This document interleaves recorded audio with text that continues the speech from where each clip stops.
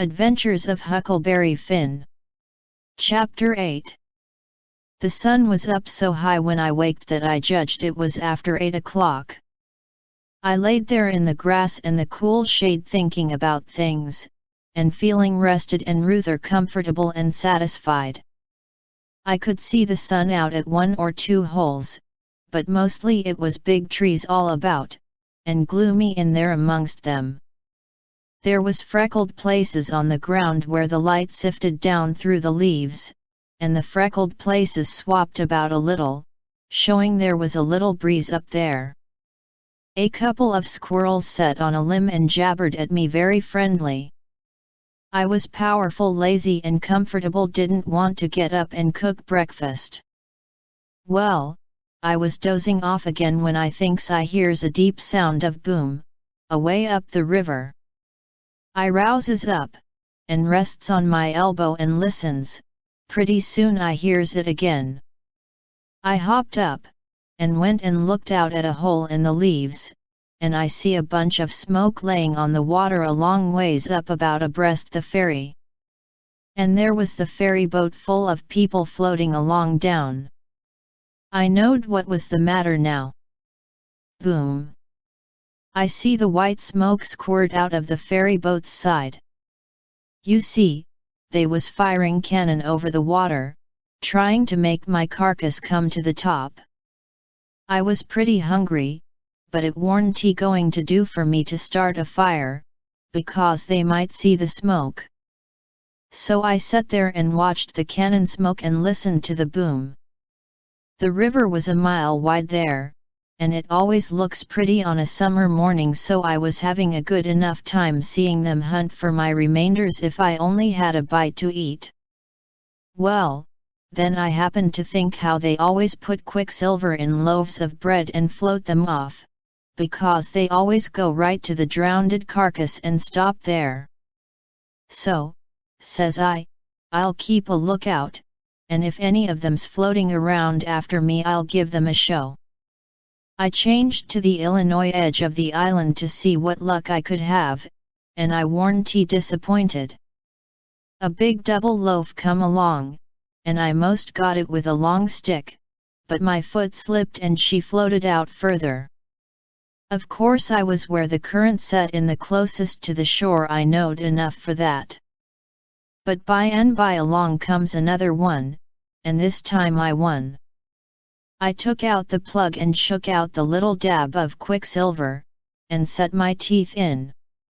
It was baker's bread, what the quality eat, none of your low-down corn pone. I got a good place amongst the leaves, and sat there on a log, munching the bread and watching the ferry boat, and very well satisfied. And then something struck me.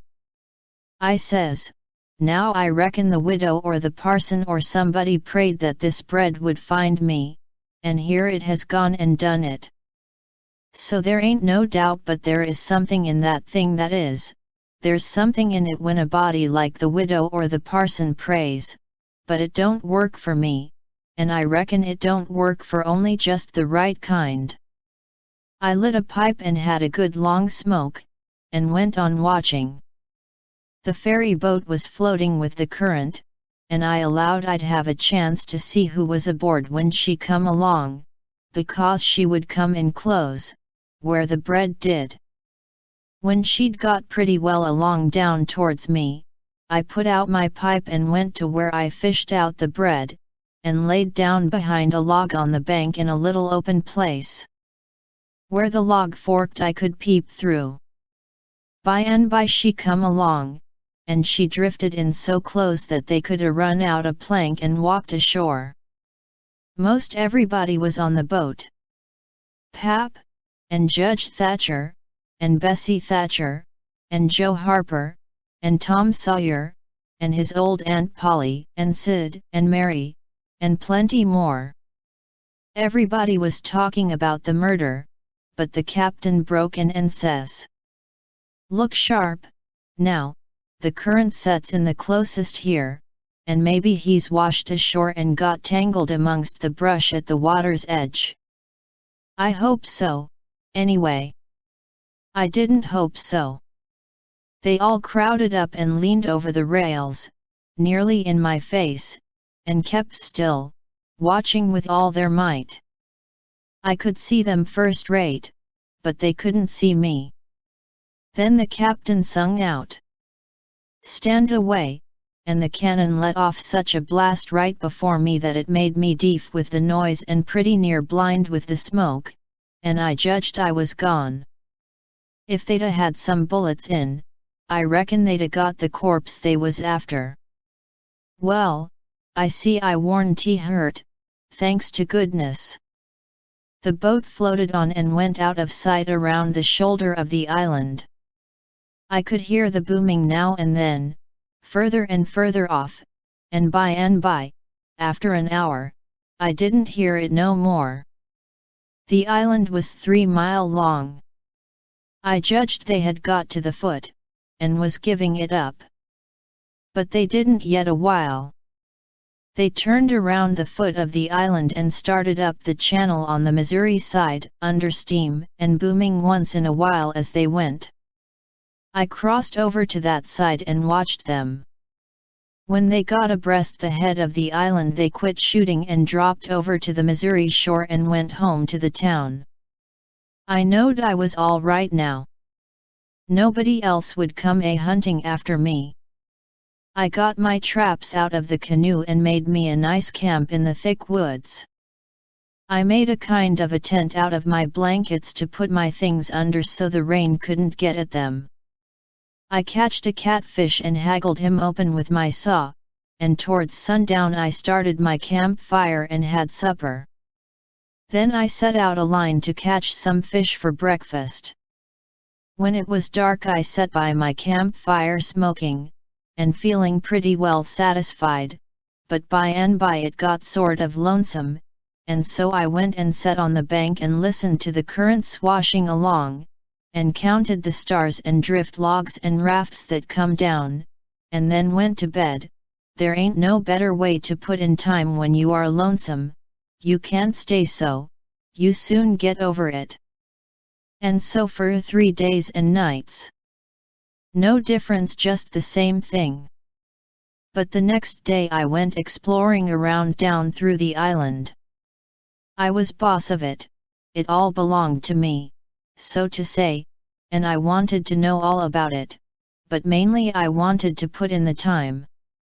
I found plenty strawberries, ripe and prime, and green summer grapes, and green raspberries, and the green blackberries was just beginning to show.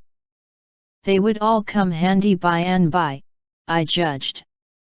Well, I went fooling along in the deep woods till I judged I warn't far from the foot of the island. I had my gun along, but I hadn't shot nothing, it was for protection, thought I would kill some game nigh home. About this time I mighty near stepped on a good-sized snake, and it went sliding off through the grass and flowers, and I after it, trying to get a shot at it. I clipped along, and all of a sudden I bounded right onto the ashes of a campfire that was still smoking. My heart jumped up amongst my lungs. I never waited for to look further, but uncocked my gun and went sneaking back on my tiptoes as fast as ever I could. Every now and then I stopped a second amongst the thick leaves and listened, but my breath come so hard I couldn't hear nothing else. I slunk along another piece further, then listened again, and so on, and so on. If I see a stump, I took it for a man. If I trod on a stick and broke it, it made me feel like a person had cut one of my breaths in two and I only got half, and the short half, too. When I got to camp I warn't feeling very brash, there warn't much sand in my craw, but I says, this ain't no time to be fooling around. So I got all my traps into my canoe again so as to have them out of sight, and I put out the fire and scattered the ashes around to look like an old last year's camp, and then clumb a tree. I reckon I was up in the tree 2 hours, but I didn't see nothing, I didn't hear nothing, I only thought I heard and seen as much as 1,000 things. Well, I couldn't stay up there forever, so at last I got down, but I kept in the thick woods and on the lookout all the time. All I could get to eat was berries and what was left over from breakfast. By the time it was night I was pretty hungry. So when it was good and dark I slid out from shore before moonrise and paddled over to the Illinois bank about 1/4 of a mile. I went out in the woods and cooked a supper, and I had about made up my mind I would stay there all night when I hear a pluckety-plunk, and says to myself, horses coming, and next I hear people's voices. I got everything into the canoe as quick as I could, and then went creeping through the woods to see what I could find out.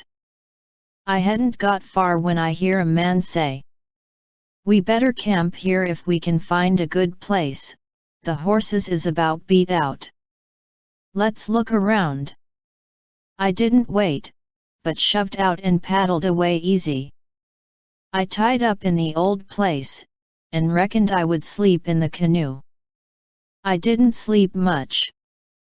I couldn't, somehow, for thinking. And every time I waked up I thought somebody had me by the neck. So the sleep didn't do me no good. By and by I says to myself, I can't live this way, I may going to find out who it is that's here on the island with me, I'll find it out or bust. Well, I felt better right off. So I took my paddle and slid out from shore just a step or two, and then let the canoe drop along down amongst the shadows. The moon was shining, and outside of the shadows it made it most as light as day. I poked along well on to an hour, everything still as rocks and sound asleep. Well, by this time I was most down to the foot of the island. A little ripply, cool breeze begun to blow, and that was as good as saying the night was about done. I give her a turn with the paddle and brung her nose to shore, then I got my gun and slipped out and into the edge of the woods. I sat down there on a log, and looked out through the leaves. I see the moon go off watch, and the darkness begin to blanket the river. But in a little while I see a pale streak over the treetops, and knowed the day was coming. So I took my gun and slipped off towards where I had run across that campfire, stopping every minute or two to listen. But I hadn't no luck somehow, I couldn't seem to find the place. But by and by, sure enough, I catched a glimpse of fire away through the trees. I went for it, cautious and slow. By and by I was close enough to have a look, and there laid a man on the ground. It most give me the fantods. He had a blanket around his head, and his head was nearly in the fire. I sat there behind a clump of bushes, in about 6 foot of him, and kept my eyes on him steady. It was getting grey daylight now. Pretty soon he gapped and stretched himself and hove off the blanket, and it was Miss Watson's Jim. I bet I was glad to see him. I says, "Hello, Jim," and skipped out. He bounced up and stared at me wild. Then he drops down on his knees, and puts his hands together and says, "Don't hurt me, don't. I hain't ever done no harm to a ghost. I always liked dead people, and done all I could for 'em. You go and get into river agin, where you belongs, and don't do nuffin to ole Jim, it is all as yo friend dot." Well, I warn't long making him understand I warn't dead. I was ever so glad to see Jim. I warn't lonesome now. I told him I warn't afraid of him telling the people where I was. I talked along, but he only sat there and looked at me, never said nothing. Then I says, "It's good daylight. Le's get breakfast. Make up your campfire good. What's de UCR making up de campfire to cook strawberries and sich truck? But you got a gun, hein you? Den we can get somethin' better den strawberries. Strawberries and such truck, I says. Is that what you live on? I couldn't get nothing else, he says. Why, how long you been on the island, Jim? I come here tonight arter you's killed. What, all that time? Yes indeedy. And ain't you had nothing but that kind of rubbish to eat? No, saw nothing else. Well, you must be most starved, ain't you? I reckon I could eat a hoss. I think I could. How long you been on de island? Since the night I got killed. No. Why, what has you lived on? But you got a gun. Oh, yes, you got a gun. That's good. Now you kill somethin' and I'll make up de fire. So we went over to where the canoe was, and while he built a fire in a grassy open place amongst the trees, I fetched meal and bacon and coffee pot and frying pan, and sugar and tin cups, and the nigger was set back considerable, because he reckoned it was all done with witchcraft. I catched a good big catfish, too, and Jim cleaned him with his knife, and fried him. When breakfast was ready we lolled on the grass and eat it smoking hot. Jim laid it in with all his might, for he was most about starved. Then when we had got pretty well stuffed, we laid off and lazied. By and by Jim says, "But looky here, Huck, who was it dat us killed in dat shanty if it warn't you?" Then I told him the whole thing, and he said it was smart. He said Tom Sawyer couldn't get up no better plan than what I had. Then I says, "How do you come to be here, Jim, and how'd you get here?" He looked pretty uneasy, and didn't say nothing for a minute. Then he says, "Maybe I better not tell." "Why, Jim?" "Well, dey's reasons." "But you wouldn't tell on me if I us to tell you, would you, Huck?" "Blamed if I would, Jim." "Well, I believe you, Huck." I run off. "Jim." "But mind, you said you wouldn't tell you said you wouldn't tell, Huck." "Well, I did. I said I wouldn't, and I'll stick to it. Honest Injun, I will. People would call me a low-down abolitionist and despise me for keeping mum, but that don't make no difference. I ain't going to tell, and I ain't going back there, anyways. So, now, le's know all about it." "Well, you see, it is dis way. Ole missus, that's Miss Watson, she pecks on me all de time, and treats me pooty rough, but she allus said she wouldn't sell me down to Orleans. But I noticed dey was a nigger trader round de place considerable lately, and I begin to get uneasy. Well, one night I creeps to de do pooty late, and de do warn't quite shit, and I hear old missus tell de widder she gwine to sell me down to Orleans, but she didn't want to, but she could get $800 for me, and it is sich a big stack o' money she couldn't resise. De widder she try to get her to say she wouldn't do it, but I never waited to hear de res. I lit out mighty quick, I tell you. I tuck out and shin down de hill, and spec to steal a skiff long to show sommers 'bove de town, but dey was people a stirring yit, so I hid in de ole tumble down cooper shop on de bank to wait for everybody to go way. Well, I was da all night. Day was somebody rune all the time.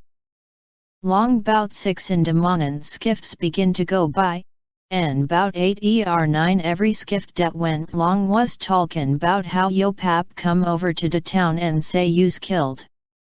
Dese lost skiffs was full o' ladies and gentlemen a goin' over for to see de place.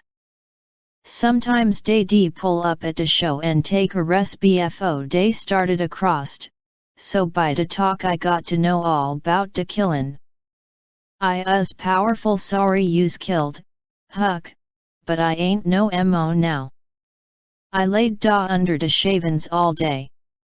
I us hungry, but I warn't afeard, becase I knowed ole missus and de widder was goin' to start to de camp meet and right arter breakfast and be gone all day, and dey knows I goes off wid de cattle bout daylight, so dey wouldn't spect to see me ruin de place, and so dey wouldn't miss me tell arter dark in de evenin'. De yother servants wouldn't miss me, case dey shin out and take holiday soon as de ole folks us out and away. Well, when it come dark I tuck out up de river road, and went bout 2 mile more to where dey warn't no houses. I'd made up my mind bout what I's gwine to do. You see, ef I kep on tryin' to get away afoot, de dogs ud track me. Ef I stole a skiff to cross over, dey miss dat skiff, you see, and dey know bout where I'd land on de yother side, and where to pick up my track. So I says, a raff is what I's arter, it don't make no track. I see a light a common rune de peant be maybe, so I wade in and shove a log ahead o' me and swum more'n halfway across de river, and got in mongst de driftwood, and kept my head down low, and kinder swum agin de current tell de raft come along. Den I swum to de stern uv it and tuck a holt. It clouded up and us pooty dark for a little while. So I clum up and laid down on de planks. De men us all way yonder in de middle, where de lantern was. De river was a risin', and dey was a good current, so I reckon at by fo in de mornin' I'd be 25 mile down de river, and den I'd slip in jis bfo daylight and swim asho, and take to de woods on de Illinois side. But I didn't have no luck. When we mos down to de head de island a man begin to come aft wid de lantern, I see it warn't no use fur to wait, so I slid overboard and struck out fur de island. Well, I had a notion I could land mos anywheres, but I couldn't bank too bluff. I mos to de foot de island bfo I found a good place. I went into de woods and jedged I wouldn't fool wid rafts no mo, long as dey moved de lantern rune so. I had my pipe and a plug dog leg, and some matches in my cap, and dey warn't wet, so I all right. And so you ain't had no meat nor bread to eat all this time? Why didn't you get mud tickles? How you gwine to get 'em? You can't slip up on 'em and grab 'em, and how's a body gwine to hit 'em wid a rock? How could a body do it in de night? And I warn't gwine to show mischief on de bank in de daytime. Well, that's so. You've had to keep in the woods all the time, of course. Did you hear 'em shooting the cannon? Oh, yes. I knowed dey was arter you. I see 'em go by here watched 'em though de bushes. Some young birds come along, flying a yard or two at a time and lighting. Jim said it was a sign it was going to rain. He said it was a sign when young chickens flew that way, and so he reckoned it was the same way when young birds done it. I was going to catch some of them, but Jim wouldn't let me. He said it was death. He said his father laid mighty sick once, and some of them catched a bird, and his old granny said his father would die, and he did. And Jim said you mustn't count the things you are going to cook for dinner, because that would bring bad luck. The same if you shook the tablecloth after sundown. And he said if a man owned a beehive and that man died, the bees must be told about it before sun up next morning, or else the bees would all weaken down and quit work and die. Jim said bees wouldn't sting idiots, but I didn't believe that, because I had tried them lots of times myself, and they wouldn't sting me. I had heard about some of these things before, but not all of them. Jim knowed all kinds of signs. He said he knowed most everything. I said it looked to me like all the signs was about bad luck, and so I asked him if there weren't any good luck signs. He says, "Mighty few and dey ain't no use to a body. What you want to know when good luck's a common for? Want to keep it off." And he said, "If you's got hairy arms and a hairy braes, it's a sign dat you's a gwine to be rich." Well, dey's some use in a sign like dat, kase it's so fur ahead. You see, maybe you's got to be po a long time fust, and so you might get discouraged and kill yourself you didn't know by the sign dat you gwine to be rich be maybe. Have you got hairy arms and a hairy breast, Jim? What's the use to ask dat question? Don't you see I has? Well, are you rich? No, but I ben rich vunst, and gwine to be rich agin. Vunst I had $14, but I tuck to speculate in, and got busted out. What did you speculate in, Jim? Well, fust I tackled stock. What kind of stock? Why, livestock cattle, you know. I put $10 in a cow. But I ain't gwine to risk no mo money in stock. The cow up and died on my hands. So you lost the $10. No, I didn't lose it all. I only lost 'bout 9 of it. I sold a hide and taller for $1.10. You had $5.10 left. Did you speculate any more? Yes. You know that one-legged nigger dat belongs to old Misto Bradish? Well, he sawed up a bank, and say anybody dat put in $1 would get $4 mo at the ner de year. Well, all the niggers went in, but dey didn't have much. I was the only one dat had much. So I stuck out for mo dan $4, and I said if I didn't get it I'd start a bank mischief. Well, o' course dat nigger want to keep me out de business, becase he says dey warranty business na for 2 banks, so he say I could put in my $5 and he pay me $35 at the ner de year. So I done it. Den I reckon I'd invest $35 right off and keep things a movin'. Dey was a nigger named Bob, dat had catched a wood flat, and his marster didn't know it, and I bought it off en him and told him to take the $35 when the ner de year come, but somebody stole the wood flat dat night, and next day the one-legged nigger say the bank's busted. So dey did none of us get no money. What did you do with the 10 cents, Jim? Well, I was gwine to spend it, but I had a dream, and a dream told me to give it to a nigger named Bulum's ass dey call him for short, he's one dem chuckleheads, you know. But he's lucky, dey say, and I see I warranty lucky. The dream say let Bulum invest 10 cents and he'd make a raise for me. Well, Bulum he took the money, and when he was in church he heard the preacher say dat whoever give to the poor and to the Lord, and bound to get his money back 100 times. So Bulum he took and give the 10 cents to the po, and laid low to see what was gwine to come of it.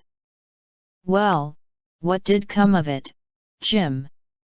Nuffin never come of it.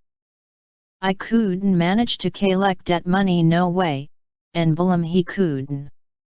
I ain't gwine to lend no mo money doubt I see the security. Bound to get yo money back 100 times, the preacher says. If I could get the 10 cents back, I'd call it squaw, and be glad the chanced. Well, it's all right anyway, Jim, long as you're going to be rich again sometime or other. Yes, and I's rich now, come to look at it. I owns me jafe, and I's worth $800. I wished I had the money, I wouldn't want no mo.